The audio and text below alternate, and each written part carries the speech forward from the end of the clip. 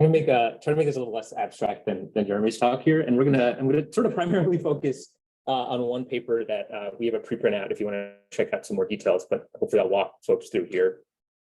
So the sort of overarching question for this project was really trying to understand this question: how do we represent other people? And there's like a really long history in social psychology and social cognition sort of trying to answer this. And the sort of prevailing view in this sort of literature, and what we do is we use person-specific attributes, things like traits and mental states, to sort of project people into a approximately two-dimensional space. And in the space, there's sort of axes that approximately capture things like how good and bad people are in terms of some intellectual qualities or some sort of social or cognitive qualities.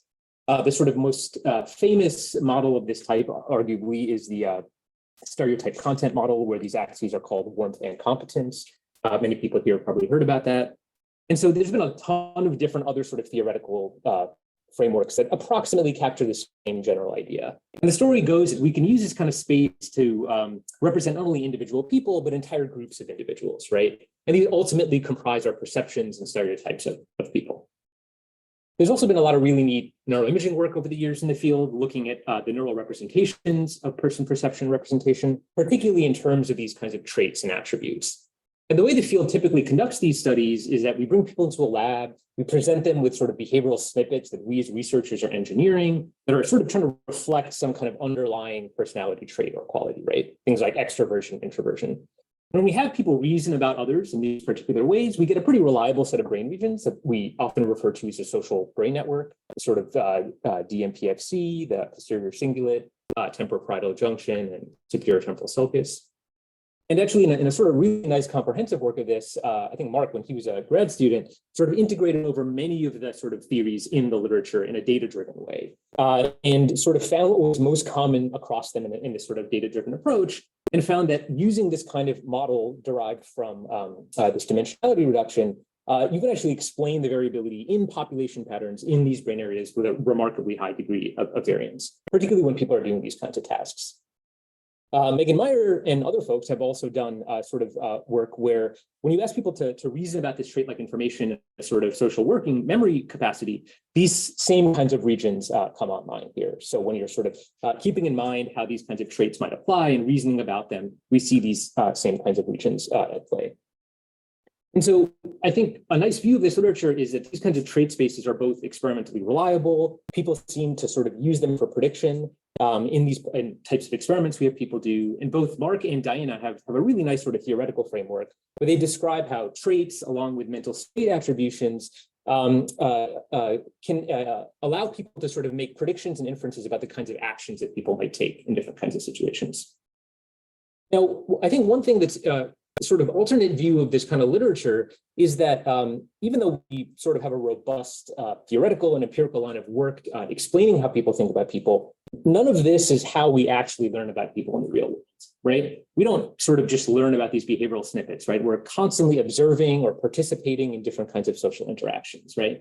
And like Talia was discussing yesterday, the history of the field sort of has prioritized this really tight experimental control. But the kind of trade-off we get is this decontextualization. All of the interesting bits, all of the confluence and interaction between factors and how we reason about people is sort of stripped away in the lab setting. And so in the real world, we often do things like observe or participate in interactions, things like friendships and romantic relationships or family dynamics and group interactions. And so we tried to sort of construct a way of answering these kinds of questions by bringing a little bit more of this into the lab setting here. And the question we sort of were after, if people are really observing and participating in interactions, maybe it's actually the relationships between people that serve as the basis for how we ultimately represent and remember other people. So maybe visualizing this a little bit differently, rather than studying how we think about people in isolation, really in terms of these kinds of attributes and features intrinsic to them, we explored the idea that these attributes and features are actually fundamentally the product of how people are interacting with each other, right? What we learn about the way that people have relationships. And so to test this idea, we leverage something people are pretty familiar with, and that's television shows. And so in the data set I'll talk to you about here, we had people watch a character drama called Friday Night Lights. We brought people into the lab over the course of 1 week, and we had them basically watch 4 episodes of this TV show in the scanner. And this show follows a small Texas football town. There's about 11 main characters in the show. And critically, we don't ask people to sort of adopt any particular framing or think about things in a particular way when they're watching. And this allows us to sort of answer the question, how do people spontaneously come to learn, represent, and remember other people? Okay, so we don't have a task here. How do we begin to analyze these data? So one way to consider what we're actually having people do is they're essentially passively learning about an evolving social network, right? Throughout the show, participants are getting opportunities to observe relationships and interactions between these characters, how these relationships grow and change as a function of time. And critically, these kinds of actions are totally open-ended insofar as they're directly directorially designed, but they vary in time and length, and they involve many people or a few people. And so we tried to capture this information to try to model how people are actually thinking about others. And the approach we took was by annotating each time point of the show for the presence of each of the main characters. So this is whether they could be seen or heard. And then we use these annotations to try to ask the question, can we actually use the co-occurrences between when these characters are appearing on the screen to try to identify key social relationships in the show? And the idea here is we can use this kind of information to try to capture what people are fundamentally learning about. And so what we did was we use our annotations to represent each time point of the show as a graph between characters, where edges are capturing the co-occurrence, the fact that two people are on screen at the same time. And then we developed a very simple sort of search algorithm, we're sort of calling it, where we're trying to identify social motifs. And the idea here are these are sort of stable, recurring social interaction patterns, co-occurrences that involve at least two people in the show. That's sort of minimally what's required for an interaction. And that these co-occurrences are occurring for about 10 seconds continuously. And we took this sort of bespoke approach because using sort of automated techniques is one way to do this, but this allows us to sort of not have to make a bunch of sort of arbitrary decisions about how many kinds of interactions, what interaction can exist. We don't have to tune any sort of hyperparameters or anything like that.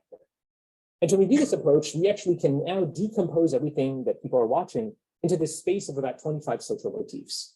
These are sort of graphs. I've just organized them here from sort of cumulative time that people are observing them over all 4 episodes of the show.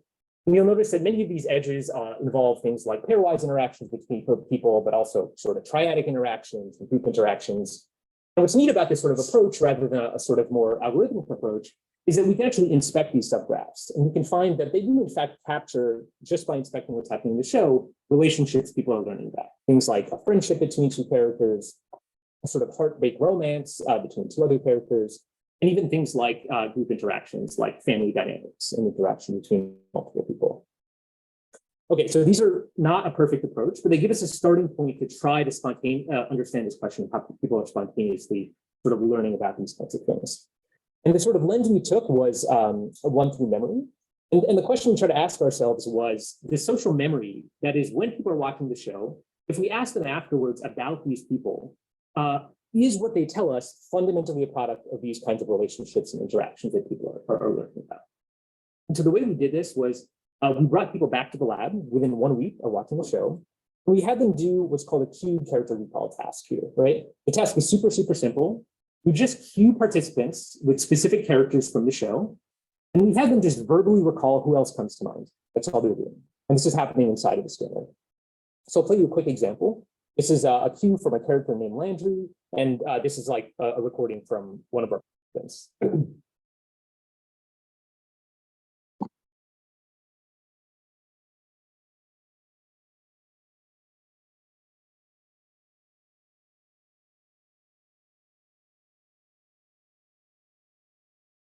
Great, super simple task. They're just rattling off names. Okay, so how do we analyze this kind of sort of data? There's no sort of explicit learning task happening. And so what we did was we instead used our motif annotations to try to model people's recalls here. The way we did this was for each of our 25 motifs, we identified the position of the character that we're cueing people with in them. I've sort of just highlighted their node here across all of our different motifs. And then we basically aggregated across all the graphs that this character belongs to. And we can get something like this that we're calling the sort of ground truth, right? This graph captures for this particular character the most important or meaningful relationships that people learn about in the show. And what we can do is we can take people's memories based upon their recalls, construct a similar graph based upon who they mentioned, we know who we cued them with, and then we can just compare the similarity of these graphs. And then do inference, we're just going to shuffle around the edges of the graph and people's memories, and then sort of compare this to what the ground truth is here.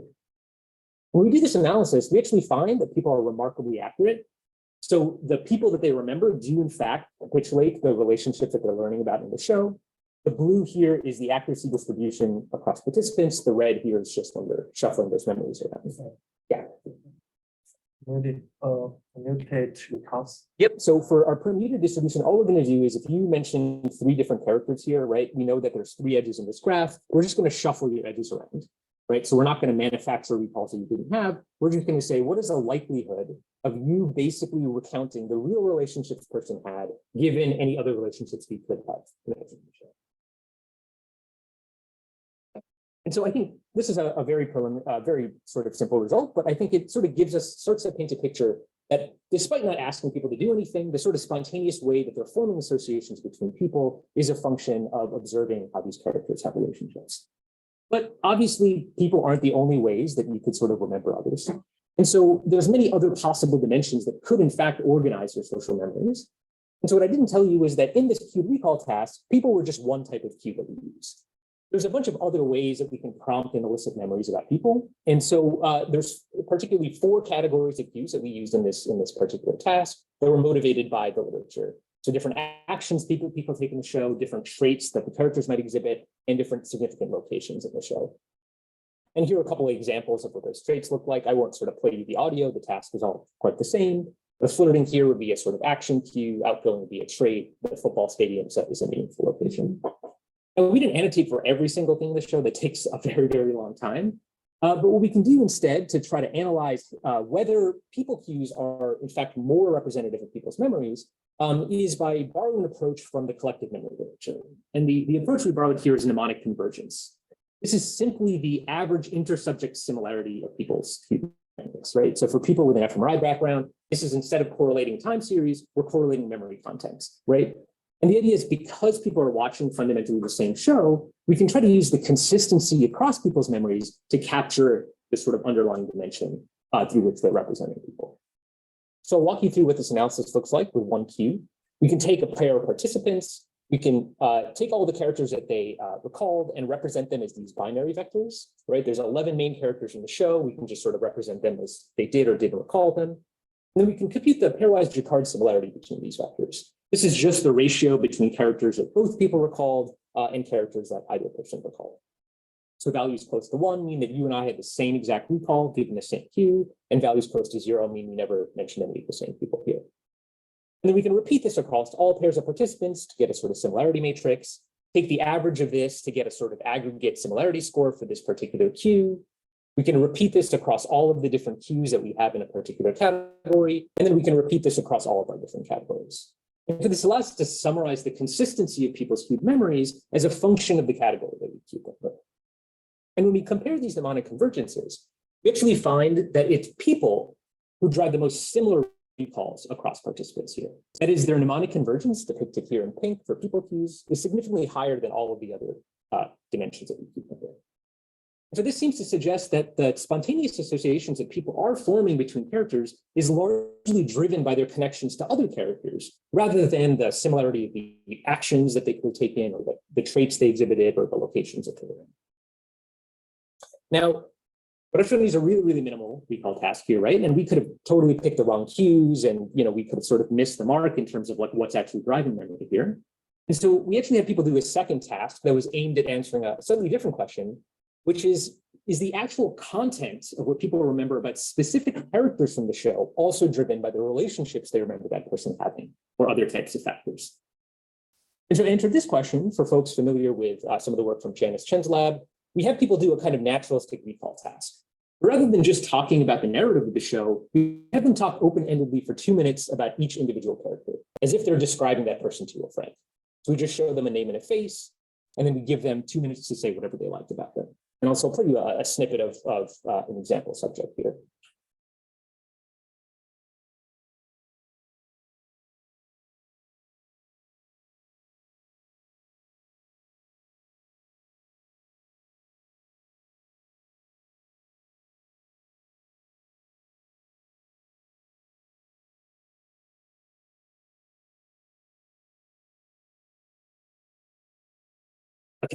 So the show also like sort of doesn't hold up very much nowadays, and sort of kinds of traditions that people have is kind of hilarious if you sort of look. Okay, so here's a sort of basic snippet transcript of some of the things a person said. And so in this particular task, we don't actually have any experimental manipulation. We're not prompting people with different cues, right?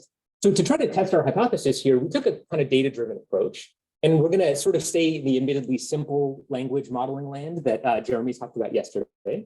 And so we're going to sort of annotate everybody's memories here for each of these key dimensions that we think might be driving some of their recall. So you notice that they mentioned the coach having a wife, a daughter. There's someone who cares a lot. They also scream at all the football players. They spend a lot of time in the locker room or the stadium.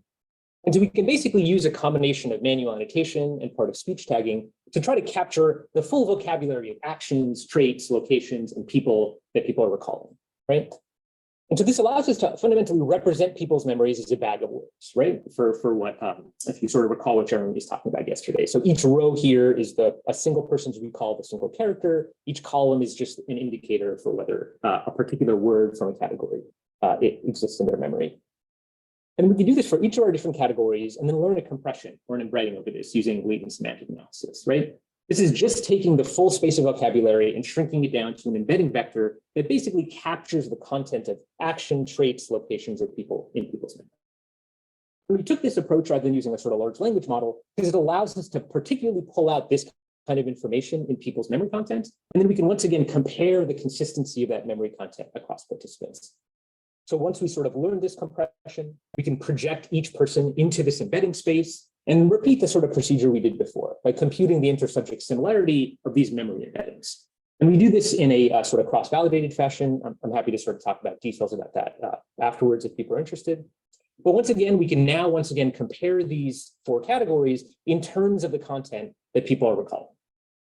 And when we do this, we actually find even to a much higher degree that the naturalistic memories that people have of particular characters is largely driven by the similarity with which they remember their relationships, rather than the actions that character took, the places they were in, or the kinds of traits that they exhibited here. So the first two tasks I've talked about here are ones where we're sort of probing people and prompting them and cueing them with different kinds of possible dimensions. We also wondered whether the relationships also can possibly drive the most minimal sort of free recalls, these uncued, unprompted recalls of characters. And so we had one other task that we had participants do in the study. We're calling it a free character recall task. This is the simplest thing we could possibly do. It's the very first thing participants do when we bring them back to the lab. We just put them in the scanner and we say, who do you remember from the show? In whatever order you like. When I sort of talk about this task to Emma Templeton, who couldn't be here, she sort of describes it's like you're writing an email to a group of people, and then you're making a decision about whose name to put in the to field first, right? Is it random? Do you pick it in a particular kind of way? And that's the idea we're trying to explore here. Is there some structure to that order, right? When prompted, whatever's going on. I'll sort of just in the interest of time, skip this person's recall. Maybe I won't.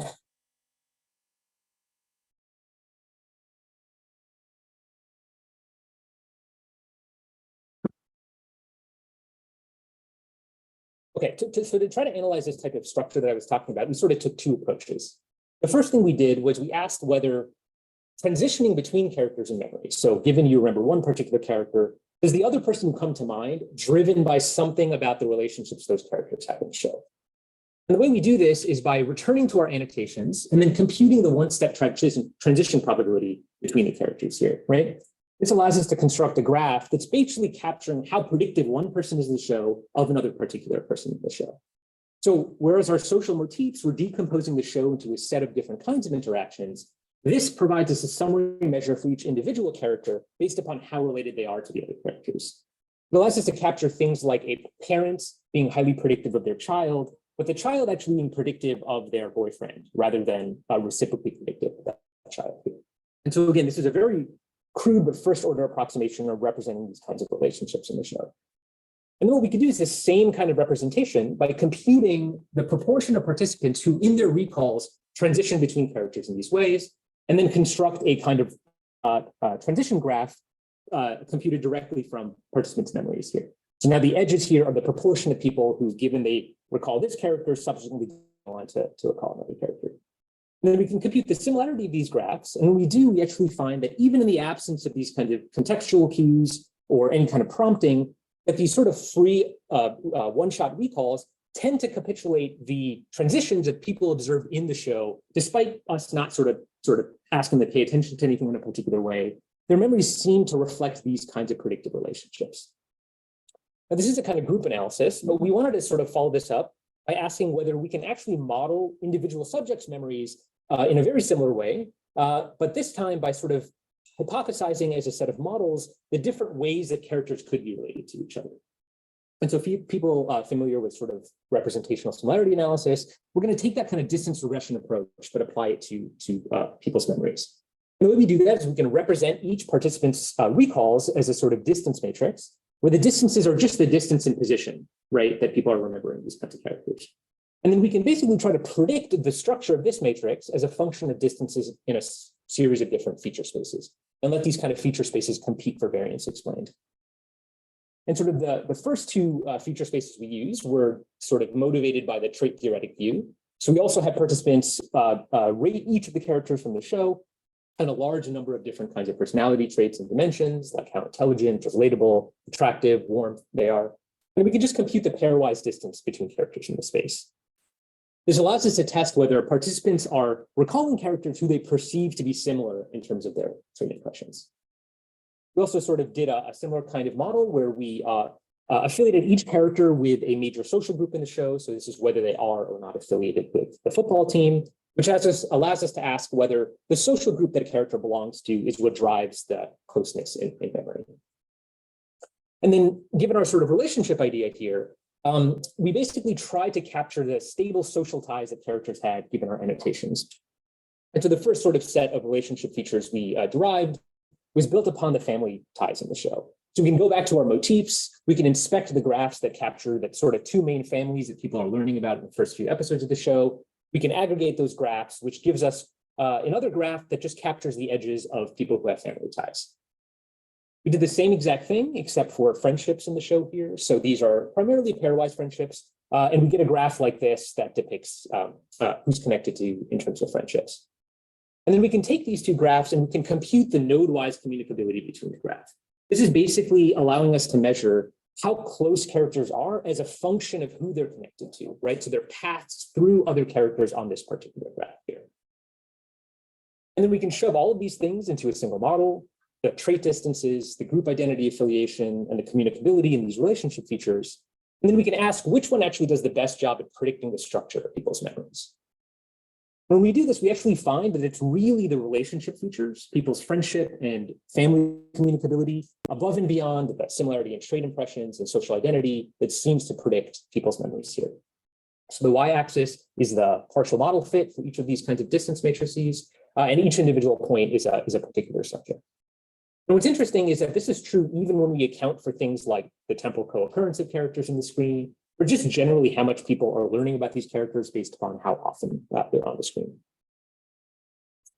Okay, so maybe in the last couple of minutes, I just want to wrap up with a few sort of very much in progress kind of fMRI analyses. I know people always ask me, it's like, hey, they're doing this in the scanner, where's the brain stuff? And I'm like, okay, I have some brain stuff for you. And the sort of first set of analyses that I think was motivated by the same kind of question, the behavioral results we had, which was trying to answer whether when people are actually recalling information about others, do neural patterns that represent these kinds of social motifs that people are learning about the show get reinstated when you're actually talking about people? And so we took two different approaches to try to do this. One is what I'm calling a decoder-based reinstatement. This is inspired by folks like Sean Collin and colleagues. And so here's a general idea. We're going to take everybody's brain responses here for each individual subject, and we're just going to fit a simple linear encoding model, GLM, that's just all the time points in which these motifs occur, right? I'm not depicting there's a bunch of nuisance features like low-level visual and auditory information in the show, but what this allows us to do is essentially summarize at every voxel the average activity associated with each of these motifs. And what we can do is we can take these activation maps, and we trained up a leave one subject out whole brain decoder. What this brain decoder is doing is taking information from all of our participants' brain activity and then trying to predict what motif is associated with a left out participant's brain activity, right? And so we're always getting back the probability of a motif given some brain activity. We get to do this remarkably well. So accuracy here is about 70% and chance is about 4%, right? So about 1/25. And we can also inspect the sort of voxels. We're doing a whole brain thing. This is not a searchlight. This is not an ROI. And we find when we do this kind of analysis, we actually get a reasonably interpretable set of brain regions despite no feature selection. So again, things like cortical midline structures, the posterior cingulate and DMPFC, and what I'm not visualizing these slices to a large extent, the superior temporal sulcus as well. And so this is, again, just on the show. And now to test the reinstatement idea, we're going to take this decoder and we're going to apply it to brain activity when people are actually recalling the characters here. So we're going to take that minute recall, we're going to compute the average brain pattern that occurs when people are recalling characters, and we can apply the motif decoder to get out for a given memory recall, what is the probability of that brain pattern looking like a particular motif, right? Now, to score this as a reinstatement, we had to be a little bit tricky. And so what we ended up doing was we went back to our motifs and we can inspect for any given character that you're talking about as a subject, what their membership is in each of these graphs here, right? So this particular character doesn't have edges in every single motif, but does in the ones that I've highlighted. And then we can basically compute the similarity of the motif probabilities from the decoder with this motif membership. In other words, we consider reinstatement successful if the distribution of motifs that the decoder thinks your brain activity looks like reflects the actual membership of the motifs that that character had, right? The real relationships that character had. And so for comparison with this decoder, we actually trained up two other models. One is a scene decoder. So the idea is pretty straightforward. We have about 110 scenes in the show. We're just going to separate out those scenes, do the same sort of procedure to leave one subject out, learn a model, and then apply it to the recall patterns for a given character. And then we can score reinstatement in a very similar way here. So we can basically inspect all of the different scenes from the show. We know when a character appears in the scene. And then we treat reinstatement as successful when the decoder probabilities from the scene model match the membership of a character in a particular scene. And we did one more decoder, which is a straight up character decoder. Again, we have annotations from people on the screen. So we can just grab their identity, apply it to, hello. We can apply it to the character recalls, and then here reinstatement is just straight accuracy.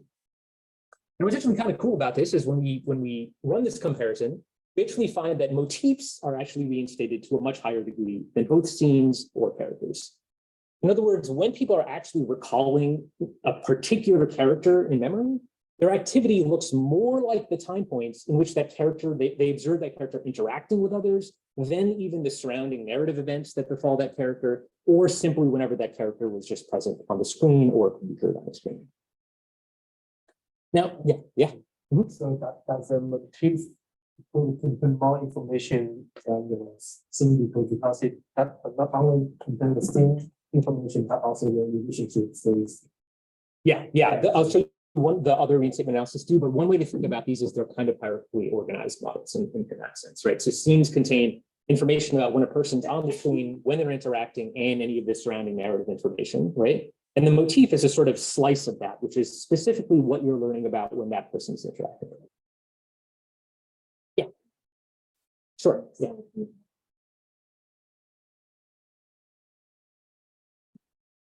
Mm-hmm. Mm-hmm. Yeah.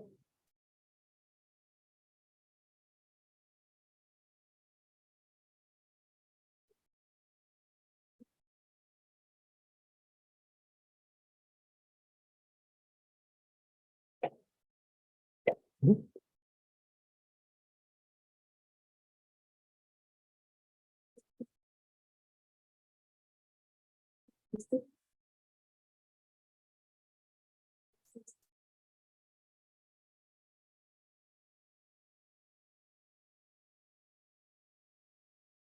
So not necessarily. In fact, what I'm not showing you is that we can actually decode within the episode itself. We can decode character identity even better than motifs, right? And so one way to think about how the sort of GLM is constructed, this is just the conditional average activity at the voxel of that character, right? Like covariating out all of the activity associated with the characters, right?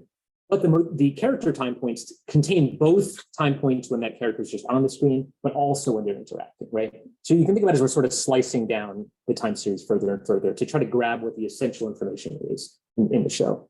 So let me just, in the interest of time, I'll just show you the other reinstatement analysis, which might make this sort of idea a little bit clearer, because admittedly, that sort of decoding approach is a little hard to interpret.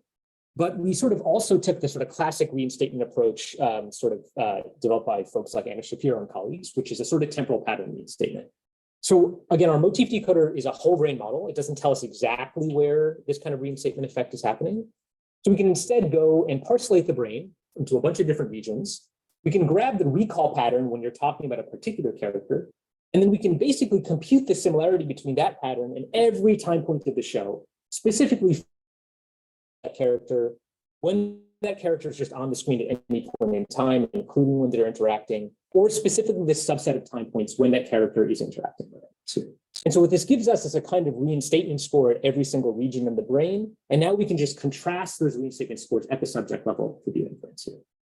And so when we do this kind of analysis, we actually find that, again, motifs are reinstated to a stronger degree than even when scenes that involve this character. And what's neat is this kind of map actually looks really, really similar if we run this contrast for motifs versus characters too here, right? And so if we sort of zoom into some of the regions that come out here, I'm sort of just visualizing the data a little bit differently. You actually find that many of the key nodes in this kind of social brain area seem to, again, be highly, highly specific to not just learning about when this person is anything that's happening to this particular individual, but it's specifically driven by when this individual is interacting with other people too, right? So these motif reinstatement effects seem to be stronger in these regions relative to reinstating general character information or sort of character-specific narrative information. So let me just, I'll just wrap up in the interest of time. The approach we basically taken that I've sort of showed you here is using this kind of naturalistic task-free approach, but then trying to probe people's memories in a bunch of different ways to try to get at how people might be representing others. So the first thing I showed you was that when we cue people with other people, we actually find that the memories that are evoked reflect these social relationships that people are learning about, even though we don't ask them to pay attention to anything. That social relationships actually seem to, above and beyond other types of categories like actions and traits, drive the consistency of people's memories. That even for richer contentful recalls of specific individuals, it's really about the nature of the relationships that an individual has that seems to be what drives the similarity between what people remember. And that in these sort of minimal one-shot sort of free recalls, when we don't prompt people in any way, it's really about the relationships, this communicability between these character graphs that drives the structure of these sort of minimalistic free recalls. And then, although a bit preliminary, and there's plenty more work to do on this front, we find that when people are doing these kinds of character recalls, it's really social brain areas seem to be reinstating patterns associated with the relationships these characters had, rather than sort of general narrative information or general character information. And I think for me, like these findings kind of raise an interesting possibility that hasn't sort of been fully reflected in the social cognition work, which is that relationships in people can kind of act as a context in their own right that transcends space and time, right? Many of you here are going to sort of remember each other because you attended the summer school, but you're also going to remember each other because of the friendships you formed, right? The relationships you made along the way, but also the discovery that maybe some of the people you know are already in common with each other, right? I think because of that, when you get together in the future, you can easily pick up where you left off and interact with each other and keep connecting the dots, because these relationships are really what's binding the way that you're representing people. So with that, I just want to thank everybody in the COSAN lab, Luke, my postdoctoral advisor, Sushmita, who's a co-author on a lot of this work, and then Talia, Jeremy, Emily, and Janice Chen, who are my sort of faculty mentors in a lot of this work. So thanks. And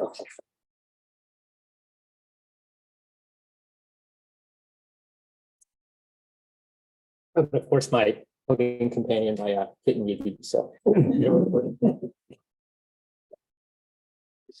so like, it's clear that really important to having but they involve more people at the same time, right? Are we learning about all the people involved in it simultaneously? you asking in this study or in real life? Yeah, because the reason I'm not trying to be facetious, but I think in real life, when you're observing people interact, the notion of carving that into, oh, now you're learning about Talia, now it kind of is absurd, right? You're always learning about multiple people at the same time. Right. So statistically, we can kind of partial these things out based on these relationships and try to aggregate after the fact. But I think these things are fundamentally coupled with each other, right? When people are interacting. Is there like one person that like stands out? Like if you like read. Yeah. Yes, like that, like is there, Yeah, so the one thing that's nice about this show is that there's a pretty even sort of distribution of how much you're learning about the characters. That's part of the reason we picked it. In a manner of speaking, the coach is probably the central character, so many people sort of have the most consistent memories about them just because they're getting the most information about that person.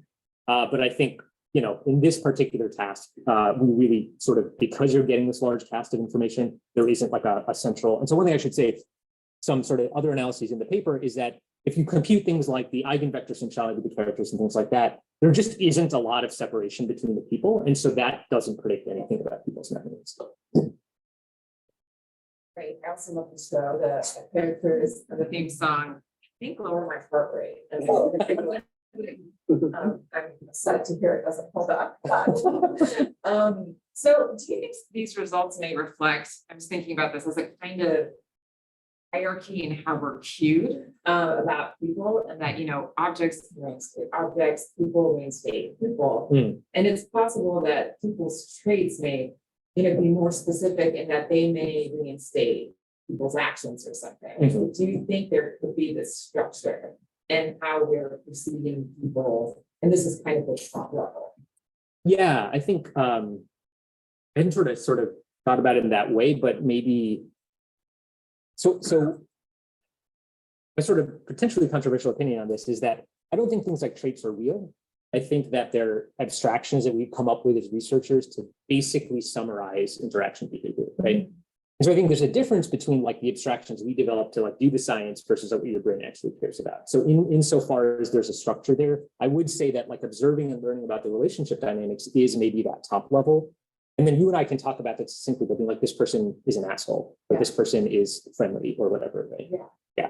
Well, but I mean, and I agree with you, though I'm very much in this trait space, but you know, traits are useful that they Yes. predict actions, Yeah, right? yeah. And so in terms of what they could be useful Yes, for in yeah. memory, I think that's an interesting perspective, and I think your work is really beautifully showing us. And then the second thing, have you tried testing not just motif reinstatement, but reinstatement of characters that some characters are highly associated with? So if if you're thinking about the coach or you're reinstating Tammy, more than just a blonde Houston woman. Yeah. Totally. That's a really good question. Actually, so I think it was just a few weeks ago where I basically ran that analysis, and it doesn't work again as well as the motifs, because I think whatever we can do to isolate what you're learning just about his wife is not fully independent of those interactions. So whatever we can summarize in your brain activity from the interaction just does a better job at capturing your reinstatement effect, if that makes sense. Yeah. So I think it's so cool. Yes.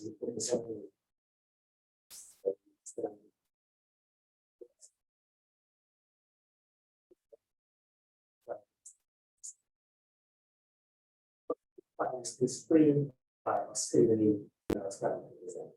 So your views, what you call a naturalistic stimulus, is this TV show for modern audiences. With like angles, viewing angles you can't see in life, design the narrative fiction, so that you can like be this voyeur on these relationships, right? The relationships you don't point to the show, you can see. Right? I wonder if this would be left with like other kinds of ways people have for like in relationships, right? So if you go to school, let's say, and you happen to have data about who becomes friends, let's say, when you people about particular people, do they think about their new friend networks? Right. Think about other things that are relevant to their goals, like, oh yeah, I remember Jeff, he helped me with this project, and then they don't talk about relationships at all. Other kinds of things. So yeah, no, 100%. I think there's some really nice work that I was talking to Jerry yesterday that Jay Sun and Oriel's lab has done about this kind of thing. But if you think about like the kinds of ways we can represent relationships, of course, they're going to be conditional on the goals and things, right? If I am, looking to date somebody, the way I walk into a room and approach everybody and think about them is going to be fundamentally different than I'm often looking for a job, or maybe it isn't, depending on who you are. But I think absolutely right. I think that again, the sort of limitation I would say of this work is you're not interacting with these people. It's naturalistic insofar as it's maybe a stepping stone above what we've done historically, but it's not the real, right? I'm not under no illusion of that. But also, like, you don't have a goal, right? You're just watching the show for the sheer pleasure of it, right? You might imagine you're watching a set of videos like, hey, here's a bunch of films of what Mine Summer School was like last year, right? Maybe the way you watch that, knowing you're coming to Mine Summer School the year afterwards, is going to be a fundamentally different sort of process. And so I think the sort of next step for work like this or related work is to do things like manipulate people's goals and sort of morph these kinds of representations. I think there's a lot of really nice work in the non-social domain that shows it's exactly what happens in brain representations, right? The work that folks like Jim Haxby and Sam Nastase have done, it's like, you tell people to pay attention to actions, or you tell them to pay attention to animals, the same exact neural representations will warp based upon the person's doing. I have no reason to think that kind of thing won't happen with people. I just add to that. Yeah. Just because I think this reminds me of a study that Carolyn did a few years ago where she had people lie down and see Yeah. and you could recover from the Yeah. observer's brain exactly where that person sat in their social network and all sorts of social dimensions, but Yeah. just connected to him. Yeah. And there's no task at all. Yeah. So we know that just seeing someone what comes for free is exactly where that person sits in the network, who they're connected to, et cetera. So it suggests that there's something that might be true of goals as well, but there's something that is just privilege or Totally. automatic. Yeah, I usually like have a slide of her thing in there. I think I cut it for time, but no, I mean, like, it's a big motivation for this work, right? And it's kind of nuts that it's like, hey, you can reconstruct the network properties and they're doing nothing but looking at faces of people right now, right? Yeah. So if you have like a social network, let's say you have a connection matrix where you have people and people are the rows and bottom, and then the entries are like how strongly connected are. You could use something like multi-dimensional scaling to estimate feature vectors for each person. Mhm. Is that like basically like do you expect that would probably something different from traits or like because like people who are similar might get together and connect with each other. Yeah. People occur in similar situations. Like are they fully separable? Are they happening? So yeah, so I should add like that in a nutshell, is Twitter's algorithm, right? Like is what before it turned into whatever the hell it is today. But yeah. Different talk. But yeah, right. Like it turns out that like you can discover that like LeBron James is really similar to a jazz saxophonist just based upon the connections they are. And then people are like, oh yeah, I want to see things from these two people at the same time. So I think there's an intuitive way that those things make sense. I don't know if they recapitulate traits per se. I think I was having this conversation with Jerry yesterday. I think the sort of expanded way I think about this is like, you can imagine the edges between people themselves are described by a feature vector, right? In terms of like the nature, one thing I'm obscuring over here is I've told you co-occurrences, right? But like not every interaction is the same. Like Tali and I could be fighting or we could be hanging out or these kinds of things, right? We're definitely missing and obscuring over a bunch of that stuff here.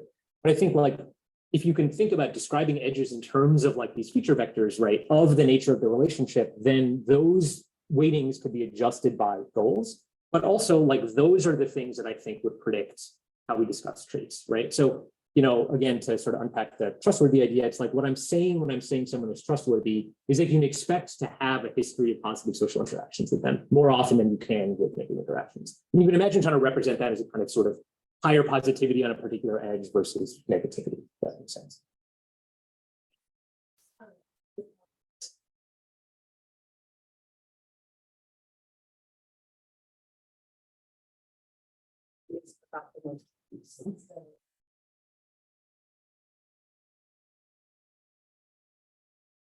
You see that more people interacting in the motifs, is it because those instances afford more like mentalizing?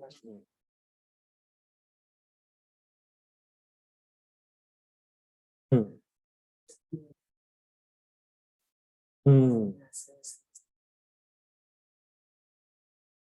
Mhm.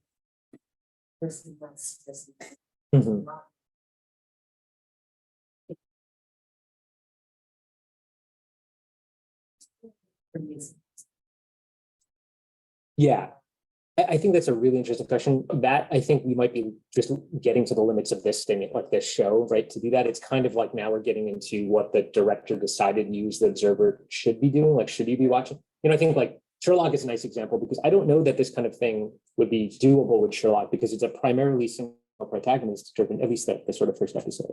I think it's but I would guess that if you've learned enough and you can bring that relationship information, then you are learning something about that particular character. But I think there's an argument to be made that maybe watching someone reflect upon things that you know about that maybe they don't know about is not quite the same thing as learning something about that person. If that makes sense. Yeah. I think you're like using this general whole brain template, but when you can you dig in and see like, oh, this region cares more about this? Yeah, and that's sort of what we're trying to do with this kind of analysis with the temporal sort of Anna Shapiro style stuff, where it's like, can we actually go, this is sort of just but this is sort of just like what regions do care about motifs more than characters. This version of the analysis, we actually get nothing in the reverse contrast. So there doesn't seem to be any parcels in the brain here that care more about scenes when you're talking about people, right? Than when you're than motifs or characters.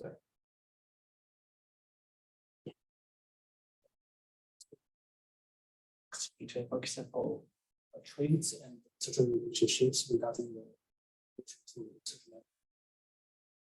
Can you say more what you mean by interaction?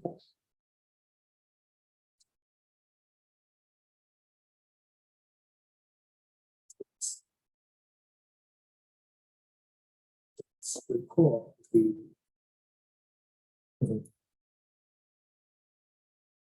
If like a character has good traits, you're saying that they're.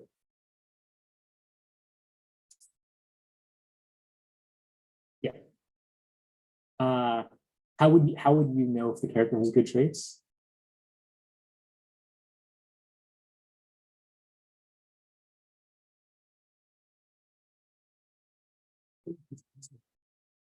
Interaction between the traits and the social the relationship. Is actually between that or just independent. Oh, like do you mean like the similarity with which people? Oh, I see. Yeah, in this data set, no, that's not the case, right? So we actually have a set of ratings in some previous work too, where we have people rate the pairwise relationships between characters, and those maps don't look like the trait maps. So like you thinking two people are likable in some dimension doesn't necessarily mean that you think those people are connected in a particular way. Yeah. Just because, yeah. I was wondering, first of all, super interesting stuff. Thinking about the realistic constraints that come up and then asking people if they're pulling parts about the show, in the sense that it seems to me like it's talking about relationship with people is something that can like it's better with like the flows into the sentence. So you're more likely to understand what describing what's happening in the show. To talk about how one person relates to another, what one person does, just think about like sentence structure rather than just talk about one character in isolation. So I was just wondering if you have thought about how to associate and like the linguistic constraint and how there may be kind of favoring people to think about motifs rather than thinking just about characters or these smaller pieces of information. Yeah. So this maybe doesn't sort of directly answer your question, but like there's a study that maybe we'll get to one day, but Sosha and I and Luke have been sort of piloting in the past, which is where we have people who don't watch the show sort of now listen to the memories of people who have watched the show, and you can imagine doing a kind of iterated chain there. And so there, I think, is a nice opportunity to sort of get at exactly what you're talking about, right? Where you can imagine that, like, there's some really nice work on the evolution of stereotypes, right? There's this cool psychoscience paper that I love. I'm totally blanking the authors now, where you can get people to evolve stereotyping without telling them about stereotypes. Because what people do when they're transmitting information over time is compressing it, right? And so, like, the first generation talks really about the relationships and these kinds of things. The second generation doesn't know that detail, and so they can sort of fuzzily compress of what they've learned. And they can now start to use trait-typic sort of language. And you would imagine by the time you get to the end of the chain, all you're saying is, yep, you should like this person or you shouldn't like that person, right? Because that's what you kind of have. I think that might be one technique to try to separate out that kind of sort of linguistic effect you're talking about. That would be the technical and so that in absence of evidence, it's more frustrating with the case, more frustrating with the just asking people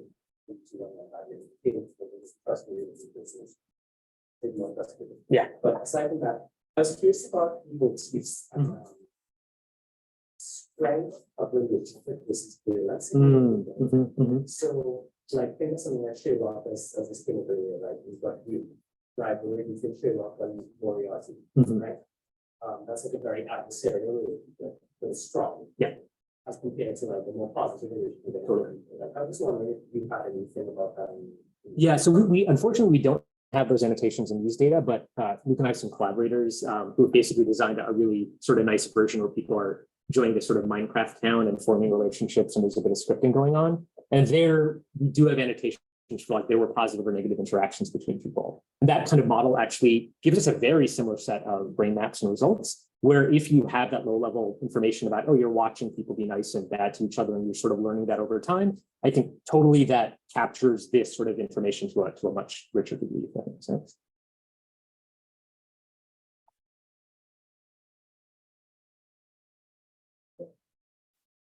Show relationships between characters that are expressing themselves in predictable ways, that could be part of what is being represented. Yeah, I think, I think the one nice thing about the motifs is they kind of blur over that, but they capture some of that.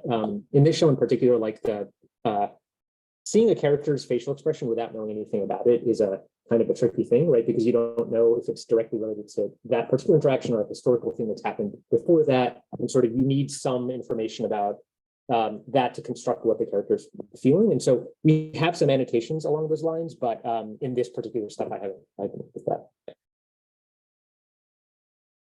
Should wrap up. Thank you.